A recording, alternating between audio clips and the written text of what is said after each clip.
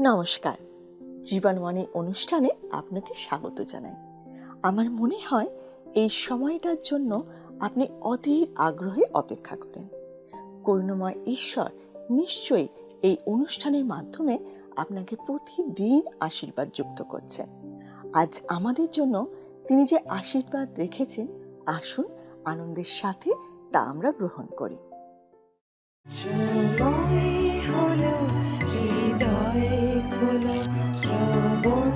করো জীবন বাণী, নম্র চিতে শ্রবণ করো, নম্র চিতে শ্রবণ করো খ্রিস্ট যিশুর জীবন খানি।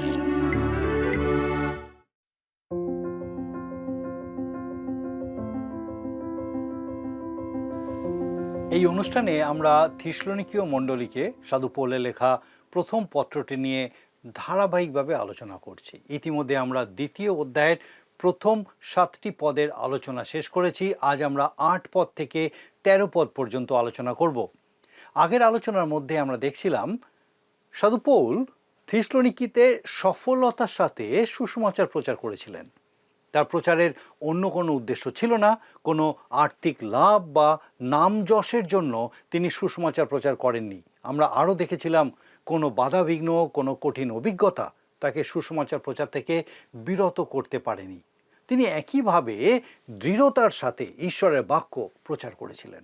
আমরা দেখেছিলাম থিসলনিকীয় মণ্ডলীর সদস্যদের প্রতি তিনি কত যত্নবান ছিলেন, ঠিক যেরকম একজন মা তার সন্তানদের প্রতি যত্ন নেয়।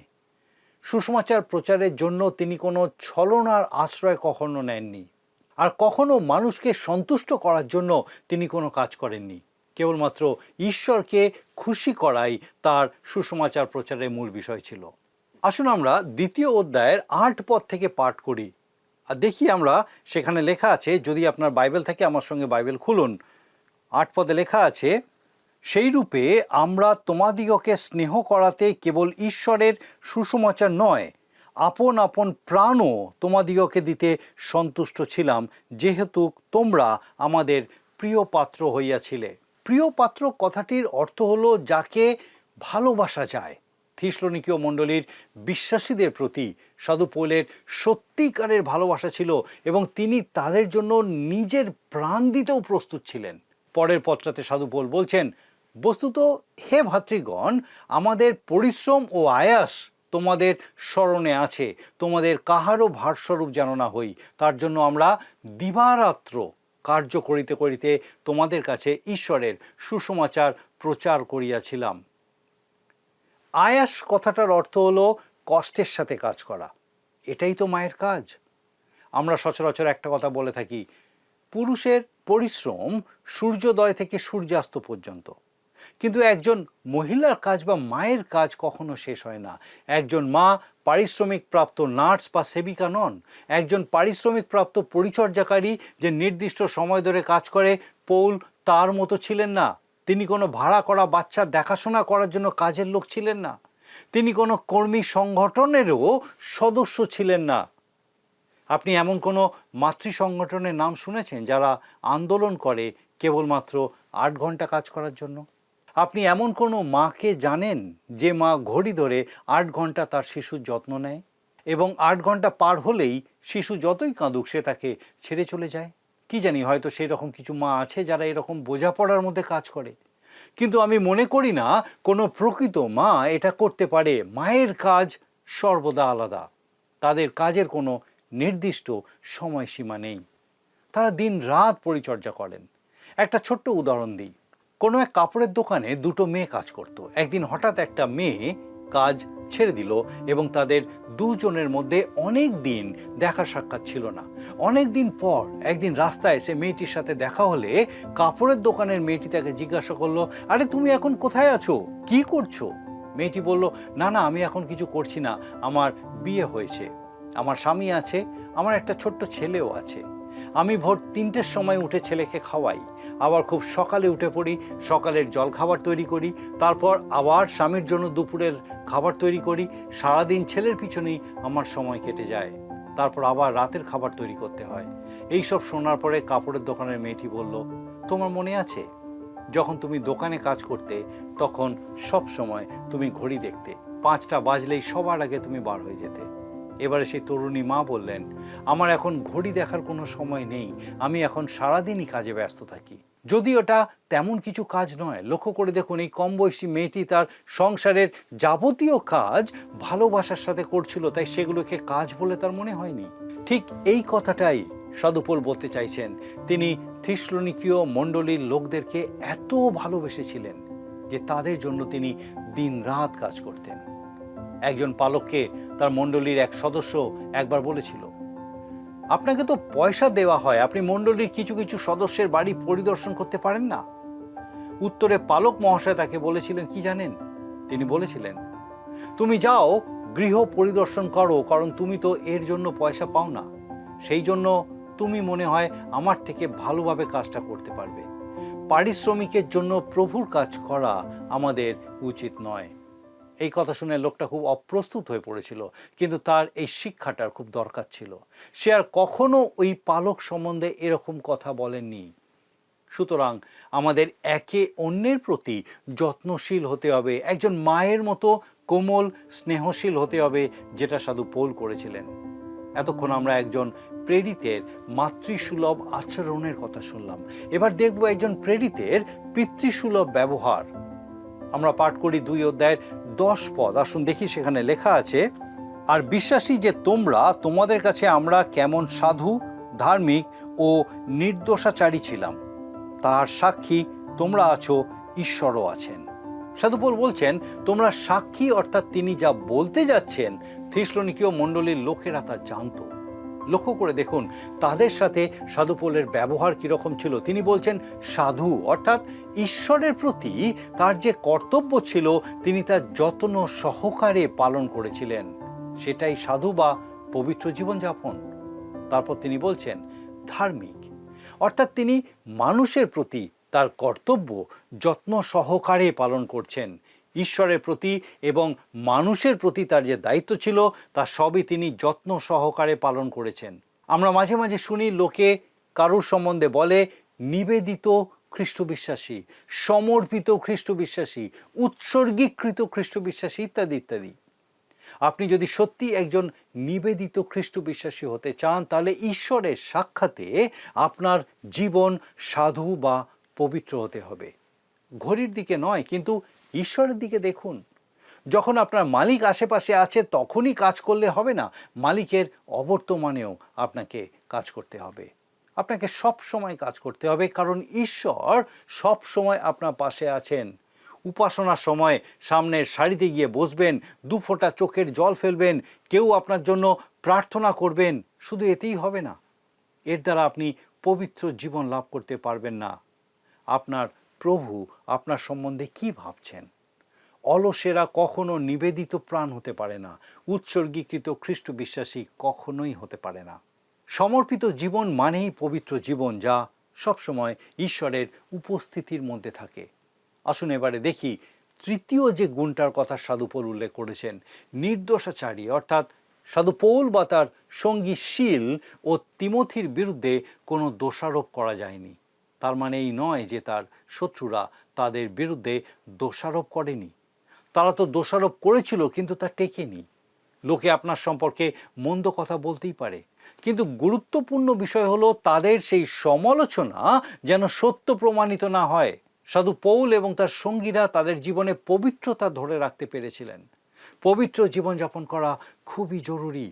যদিও এর সাথে আপনার পরিত্রাণের কোনো সম্পর্ক নেই, কিন্তু আপনি যাদের মধ্যে আছেন তাদের পরিত্রাণের জন্য আপনার সাধু জীবনযাপন খুবই দরকার, কারণ তারা সব সময় আপনাকে লক্ষ্য করে। আসুন এবারে আমরা 11 পদটা আলোচনা করব। আসুন দেখি, লেখা আছে সেখানে 11 পদে, তোমরা তো জানো পিতা যেমন আপন সন্তানদিগকে তেমনি আমরা তোমাদের প্রত্যেকজনকে আশ্বাস দিতাম, সান্ত্বনা করিতাম ও দৃঢ়রূপে আদেশ দিতাম। এখানে গ্রিক যে শব্দটার অর্থ করা হয়েছে আশ্বাস, সেই শব্দটা হলো পারাকেলিও। এর মানে হলো সাধু পৌল তাদের পাশে এসে দাঁড়িয়েছেন, তাদের সাহায্য করার জন্য, তাদেরকে অনুরোধ করার জন্য এবং তাদের চেতনা দেওয়ার জন্য। আপনার হয়তো মনে আছে যে প্রভু যিশু বলেছিলেন তিনি পবিত্র আত্মাকে পাঠিয়ে দেবেন, যিনি পাপের সম্বন্ধে, ধার্মিকতার সম্বন্ধে ও বিচারের সম্বন্ধে জগৎকে দোষী করবেন, যা সাধু যোহন লিখিত সুসমাচারের 16 অধ্যায়ের 7 থেকে 11 পদে লেখা আছে। আমি সবসময় উপলব্ধি করি যে পবিত্র আত্মা যতক্ষণ না কোনো মানুষকে দোষী সাব্যস্ত করছেন, যতক্ষণ না চেতনা দিচ্ছেন, ততক্ষণ পবিত্র আত্মার শক্তিতে সুসমাচার প্রচারিত হয় না। অর্থাৎ পবিত্র আত্মা কোনো মানুষকে তার পাপ সম্বন্ধে, ধার্মিকতা সম্বন্ধে এবং বিচার সম্বন্ধে চেতনা দান করেন। সুসমাচারের মধ্যে এই 3টে বিষয় অবশ্যই থাকতে হবে। এরপর সাধু পৌল যে শব্দটা ব্যবহার করেছেন সেটা হলো সান্ত্বনা। সচরাচর সান্ত্বনা বলতে আমরা যা বুঝি এখানে সেই অর্থটা একটু আলাদা। প্রেরিতদের সেবা কাজের মাতৃত্ব সুলভ যে বিষয় তা আমরা ইতিমধ্যেই আলোচনা করেছি, যেখানে সাধারণ অর্থে সান্ত্বনার বিষয়টি থাকে। কিন্তু এখানে সান্ত্বনা বলতে ভালো করে বোঝানো এবং প্রত্যয় জন্মানোর কথা বলা হচ্ছে। থিসলনিকীয় মণ্ডলীর প্রতি সাধু পৌলের যে বার্তা, তাতে স্পষ্ট হয় যে সেই মণ্ডলীর প্রতি তার কত গরজ ছিল। তিনি বারবার বলেছেন, আমি তোমাদের অনুরোধ করছি, আমি তোমাদের বিনতি করছি। ঠিক এইভাবেই আজও সুসমাচার প্রচারিত হওয়া উচিত। পরের যে শব্দটা আলোচনা করব সেটা হলো আদেশ। সাধু পৌল তাদেরকে আদেশ দিতেন। এই আদেশ শব্দটির মধ্যে একটা তীব্রতা মিশে আছে, এর সাথে মিশে আছে শৃঙ্খলা ও বাধ্যতা। এটা একটা তেজস্বী, দৃঢ়, বলিষ্ঠ এবং পুরুষোচিত শব্দ। এটা খুব দুঃখের আর আশঙ্কার বিষয় যে বর্তমানে মণ্ডলীতে খুব দুর্বল প্রচার হয়। সকলে যেটা চায় সেটা হলো সাধারণ খ্রিস্ট বিশ্বাসীদের জন্য সাধারণ প্রচারক সাধারণ ছোটোখাটো বিষয় প্রচার করবে। প্রচারের জন্য যেন কোনো গরজ নেই। কোনো একজন বলছিলেন যে সাধারণ গড়পড়তা সংস্কারমুক্ত মণ্ডলীগুলিতে উপাসনা হয় যেন একজন নিরীহ মানুষ অন্য একদল নিরীহ মানুষের সামনে দাঁড়িয়ে তাদেরকে মিনতি করবে যেন তারা আরও নিরীহ হয়। আমার তো মনে হয় এতে সবাই অসুস্থ হয়ে পড়বে।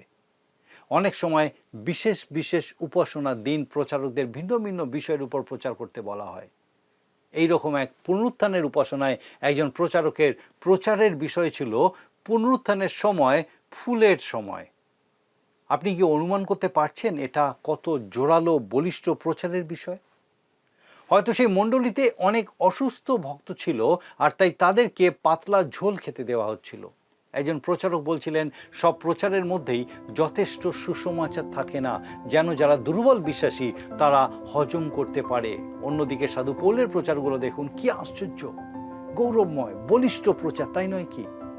12 পদে সাধু পৌল বলছেন, 12 পদে আমরা দেখি লেখা আছে, যেন তোমরা ঈশ্বরের যোগ্য রূপে চলো, যিনি আপন রাজ্যে ও প্রতাপে তোমাদিওকে আহ্বান করিতেছেন। সাধু পৌল যোগ্যরূপে চলার কথা এফিসীয় মণ্ডলীর প্রতি পত্রেও লিখেছেন। এফিসীয় তার 4 অধ্যায়ের 1 পদে সাধু পৌল লিখছেন, অতএব প্রভুতে বন্দী আমি তোমাদিওকে বিনতি করিতেছি, তোমরা যে আহ্বানে আহুত হইয়াছ তাহার যোগ্যরূপে চলো। ঈশ্বর তার ভক্তদেরকে তার রাজ্যে আহ্বান করেছেন, যে রাজত্ব সহস্র বৎসরের রাজত্ব। তিনি তাদেরকে তার প্রতাপে আহ্বান করেছেন, অর্থাৎ অনন্তকালীন রাজত্বে। ঈশ্বরের মহান পরিকল্পনা ও উদ্দেশ্যের দিকটা আসুন একবার ভেবে দেখি, আর অনন্ত জীবনের আলোকে আসুন আমাদের জীবনযাপনকে সে আলোকিত করি। পরের পদে সাধু পৌল বলছেন, আসুন দেখি লেখা আছে, আর এই জন্য আমরাও অবিরত ঈশ্বরের ধন্যবাদ করিতেছি যে আমাদের কাছে ঈশ্বরের বার্তারূপ বাক্য প্রাপ্ত হইয়া তোমরা মনুষ্যদের বাক্য নয় কিন্তু ঈশ্বরের বাক্য বলিয়া তাহা গ্রহণ করিয়াছিলে, তাহা ঈশ্বরের বাক্যই বটে, এবং বিশ্বাসী যে তোমরা তোমাদের মধ্যে নিজ কার্য সাধনও করিতেছে। এইখানে আমরা সুসমাচার প্রচারের অন্য দিকটায় নজর দেব। 1 অধ্যায়ের 5 পদে সাধু পৌল আগেই বলেছেন, সুসমাচার তাদের কাছে কেবল বাক্যে নয় কিন্তু শক্তিতে ও পবিত্র আত্মায় উপস্থিত হইয়াছিল। এইভাবেই সুসমাচার দেওয়া উচিত। কিন্তু অনেকেই প্রচারকদের সমালোচনা করেন। আমার মনে হয় যদি কেউ সুসমাচার প্রচার করে আর এটা যদি শক্তির সাথে প্রচারিত হয়, তাহলে এটাকে ঈশ্বরের বাক্যরূপেই গ্রহণ করা উচিত। আপনি কিভাবে ঈশ্বরের বাক্যকে গ্রহণ করেন? আপনি কি ঈশ্বরের বাক্য রূপেই গ্রহণ করেন, নাকি আপনি খুব রেগে যান, আপনার মাথা গরম হয়ে যায়? একজন বিখ্যাত প্রচারক বলছিলেন তার প্রচার জীবনে মাত্র 2 বার এমন ঘটনা ঘটেছিল যখন প্রচারের পরে একজন মানুষ এসে তাকে জিজ্ঞাসা করেছিল, আপনি কি আজকে আমার কথা ভেবেই প্রচার করছিলেন? সেই প্রচারক বলছিলেন তিনি ওই মণ্ডলীর কাউকে চিনতেনও না। তারা যে গুরুত্ব সহকারে মন দিয়ে তার প্রচার শুনছিল সেটা বড় বিষয় নয়, কিন্তু আসল বিষয় হলো তারা ঈশ্বরের বাক্যকে ঈশ্বরের বাক্যরূপে গ্রহণ করেনি। ঈশ্বরের বাক্যকে ঈশ্বরের বাক্য রূপেই প্রচার করতে হবে এবং ঈশ্বরের বাক্য রূপেই তাকে গ্রহণ করতে হবে। যদি আপনি সেইভাবে ঈশ্বরের বাক্যকে গ্রহণ করেন, তাহলে আপনার জীবনে তা কাজ করবে আর আপনি আশীর্বাদে পূর্ণ হয়ে যাবেন। অন্যথায় আপনি উপাসনায় যোগ দিয়ে শুধুমাত্র সময়ের অপচয় করবেন। আমরা দেখেছি সাধু পৌল কিভাবে ঈশ্বরের বাক্য প্রচার করছিলেন। সে বাক্য অনেকের বিরক্তির কারণ হতো, অনেকের গা জ্বালাতো, কারণ ঈশ্বরের বাক্য লবণ, আর সেই লবণ যদি কোনো মানুষের জীবনে পাপের দগ্ধ গায়ের উপরে পড়ে তবে তা অবশ্যই জ্বলবে। আবার ঈশ্বরের বাক্য জ্যোতি, কিন্তু অনেক মানুষ আছে যারা অন্ধকার ভালোবাসে কারণ তাদের কাজগুলোই মন্দ। সাধু পৌল এই অধ্যায়ে এই শিক্ষাই দিয়েছেন যে মণ্ডলীগুলির উচিত এই জগতে ঈশ্বরের পরিবারের ছবিকে প্রতিফলিত করা। বিশ্বাসীদের মধ্যে মাতৃসুলভ সম্পর্কের কথা তিনি বলেছেন, আবার পিতৃসুলভ আচরণের কথাও বলেছেন। প্রায়ই মণ্ডলীর লোকেরা বলে থাকে আমাদের মণ্ডলী একটা পারিবারিক মণ্ডলী। পারিবারিক মণ্ডলী বলতে তারা বোঝাতে চায় যে তাদের মণ্ডলীতে একটা শিশুদের অংশ আছে, ছোটদের জন্য একটা উপাসনা আছে, আবার কম বয়সীদের জন্য ব্যবস্থা আছে, তাছাড়া বাবা মাদের জন্য এমনকি দাদু ঠাকুমাদের জন্য আলাদা আলাদা ব্যবস্থা আছে। আমি জানি না সাধু পৌল মণ্ডলীকে এইভাবে ভাগ করেছিলেন কিনা। আর মণ্ডলী ঈশ্বরের পরিবারকে প্রতিফলিত করবে বলতে যা বোঝায় এটা কিন্তু তা নয়। একটা বিশ্বাসী পরিবার যেভাবে ঈশ্বরকে প্রকাশ করে ঠিক সেইভাবে মণ্ডলীর উচিত ঈশ্বরকে প্রকাশ করা। একটা পরিবারে স্বামী স্ত্রী ও সন্তানদের মধ্যে যে সম্পর্ক তা যেন জগতের জন্য ঈশ্বর এবং প্রভু যীশু খ্রিস্টের যে প্রেম তা প্রকাশ করতে পারে। সাধু পৌল ইতিমধ্যেই স্থানীয় মণ্ডলীর মাতৃত্ব সুলভ আচরণের কথা বলেছেন। একটা পাখি যেমন তার ছানাদের যত্ন করে, ঠিক তেমনই সাধু পৌল দিন রাত পরিশ্রম করতেন থিসলনিকীয় মণ্ডলীর বিশ্বাসীদেরকে গেঁথে তোলার জন্য।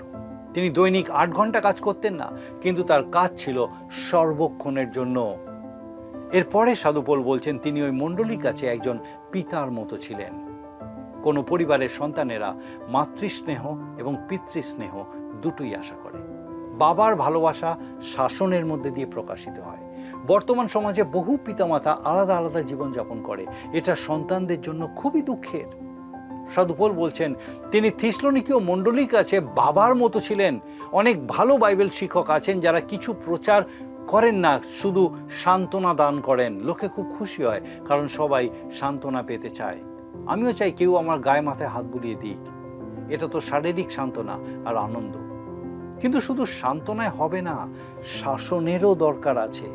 বর্তমান সময়ে এই পিতৃসুলভ আচরণ, এই শাসন আমাদের সমাজে লক্ষ্য করা যাচ্ছে না, আমাদের মণ্ডলীগুলোর মধ্যেও লক্ষ্য করা যাচ্ছে না, যা সত্যি ভয়ের বিষয়। আমরা থিসলনিকীয় মণ্ডলীর প্রতি সাধু পৌলের যে ভালোবাসা তা আলোচনা করলাম, এবং সেই ভালোবাসার জন্য তিনি যে কঠোর পরিশ্রম করেছিলেন সেই বিষয়ে দেখলাম। ঈশ্বরের প্রতি ভালোবাসা এবং কর্তব্য আমাদেরকে শেখায় মানুষের প্রতি ভালোবাসা ও কর্তব্য। জগতের মানুষ শুধু আমাদের প্রচার শোনে না, কিন্তু তারা আমাদের জীবনকে দেখে। তাই সাধু পৌলের মতন বিশ্বাসী হিসাবে আমাদেরকেও সাধু, ধার্মিক ও নির্দশাচারী হতে হবে। আমাদের এই পবিত্রতা আমাদেরকে উদ্ধার করে না, কিন্তু অন্যদেরকে প্রভুর কাছে আনতে সাহায্য করে। আসুন আমরা আমাদের জীবনকে সেই রকম করে তুলি যা ঈশ্বরকে প্রকাশ করে। আসুন প্রার্থনা করি। মঙ্গলময় পিতা, ধন্যবাদ দিই প্রভু, তোমার জীবন্ত বাক্য দিয়েছ যেন তোমার জীবন্ত সত্য আমাদের জীবনের জন্য উপলব্ধি করতে সমর্থ হই। ধন্যবাদ দিই আজকে আমাদের প্রত্যেক দর্শক বন্ধুকে আরেকবার তোমার এই জীবন্ত সত্যে তুমি পূর্ণ করলে।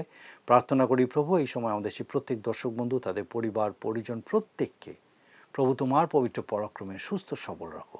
বিশেষ করে প্রার্থনা করি যদি কেউ কোনো কঠিন পরিস্থিতিতে আছেন, কোনো রকম হতাশাজনক নিরাশার মধ্যে আছেন, যেখানে হয়তো তাদের প্রকৃতই পিতাগো সেই কোনো আশার আলো হয়তো দেখতে পাচ্ছেন না, প্রভু প্রার্থনা করি তোমার পবিত্র পরাক্রমে, তোমার মহা অনুগ্রহে তুমি সে প্রত্যেক পরিবারকে, ব্যক্তিকে তোমার জীবন্ত উপস্থিতির সহভাগিতায় পূর্ণ করো, যেন প্রকৃতই তারা তোমার মধ্যে দিয়ে পিতা সেই জীবন্ত আশা, সেই আলোর দেখতে পায় পিতা।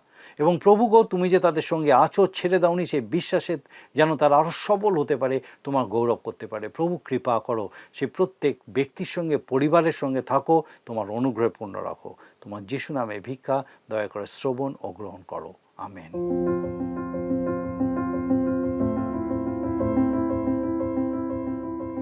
আপনাকে অনেক ধন্যবাদ যে আপনি এতক্ষণ আমাদের সঙ্গে এই অনুষ্ঠানে উপস্থিত আছেন।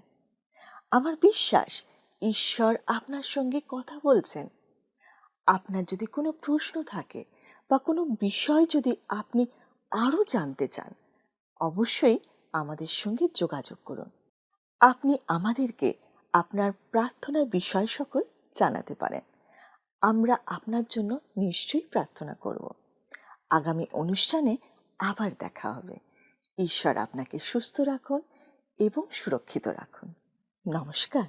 প্রিয় বন্ধু, আসুন আমরা আজকের প্রশ্ন উত্তরে আসি।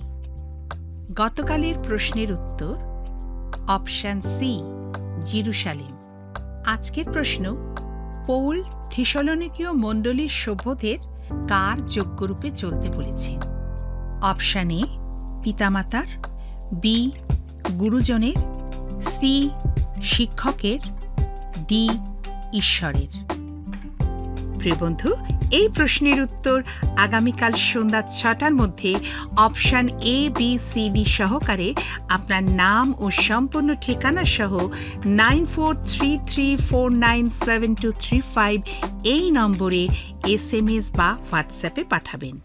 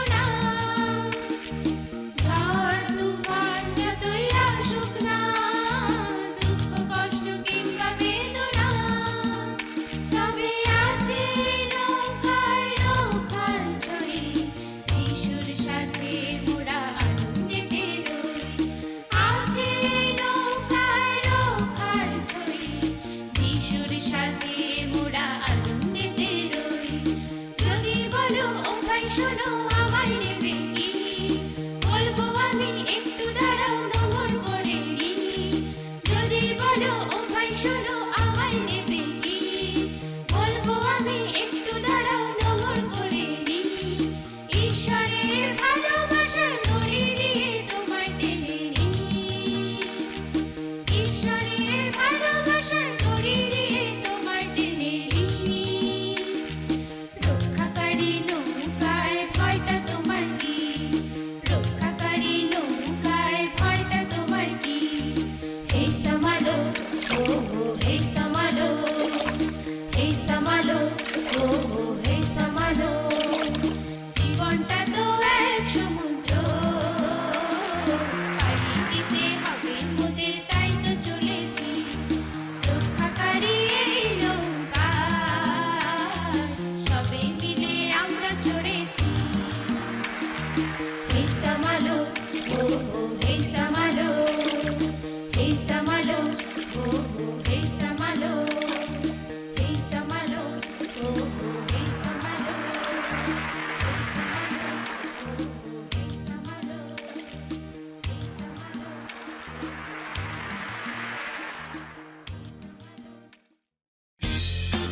যদি আপনার এই অনুষ্ঠান ভালো লেগে থাকে তাহলে এই নম্বরে একটি মিসড কল করুন। তাহলে আপনি পরের বারের বিজয়ী হতে পারেন।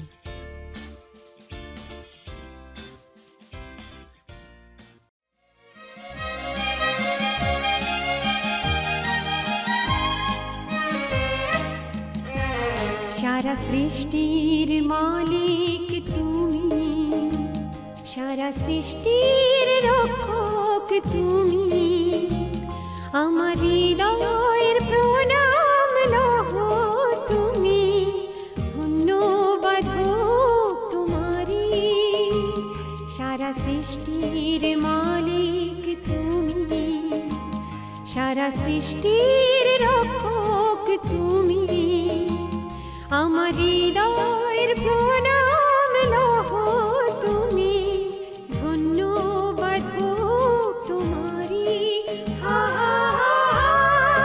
Hallelujah hallelujah hallelujah